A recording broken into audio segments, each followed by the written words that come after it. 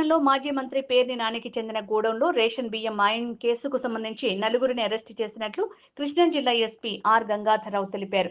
Case దర్యాప్తు వేగంగా జరుగుతోందన్నారు. ఈ కేసులో మొత్తం 6గురిపై కేసు నమోదవగా A1 గా పేర్ని జయసుధ, A6 గా మాజీ మంత్రి పేర్ని నాని ఉన్నారు. Evening press notice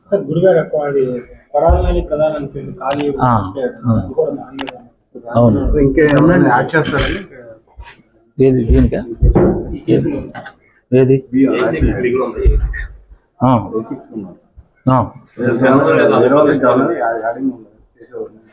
evening press note ఇస్తాను, డీటెయిల్ ఇస్తాను.